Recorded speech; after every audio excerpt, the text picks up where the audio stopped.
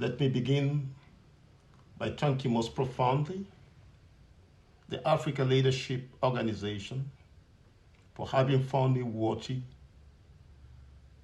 of nomination for the prestigious award of the Africa Peace and Security Leader of the year 2022. This nomination undoubtedly is a clear indication of the absolute trust and confidence you have in my leadership as the Chief of Defense Staff of the Gambia Armed Forces. In a similar vein, I wish to acknowledge with profound thanks and appreciation for the declaration accorded me as the winner of this prestigious award for the year 2022. Perhaps allow me to emphasize upon the assumption of the mantle of leadership of this fine institution I call the military. One of my key priority areas was to advance the subject of peace and security in the Gambia.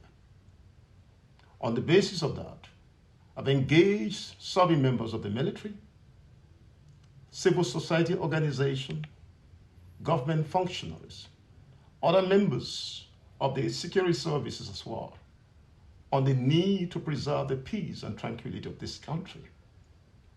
It is my strong conviction that peace and security is a prerequisite for societal cohesion and sustainable national development. This is derived from my experience having served in conflict-ridden countries across the world, either under the auspices of the African Union, the ECOWAS mission, or the United Nations missions. All these years, I've realized that no country would realize what they've set for themselves in terms of socio-economic development in the absence of peace and security. On the basis of that, I found this as a very useful tool in engaging people from all walks of life within the context of Gambia in respect the need to work towards the preservation of peace and security in this country. Allow me to emphasize, as a continent,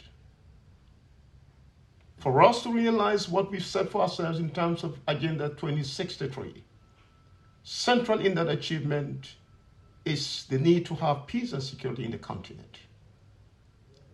On the basis of that, we have to carve out mechanisms, programs, and to determine what our strengths and weaknesses are, so that collectively we can work towards the maintenance of peace and security in this country. Finally, allow me once again to thank you for this prestigious award. It is highly treasured, and I feel very greatly honored and privileged to have been accorded the winner of this year's award. This award is dedicated to peace-loving people across the world, including my family, all serving members of the Gambia Armed Forces, and by extension, the government and people of this great country, the Gambia. Once again, I want to thank you most profoundly for this prestigious award. And I look forward to engaging you constructively on the margins of the award ceremony to be held on the 25th in Mauritius.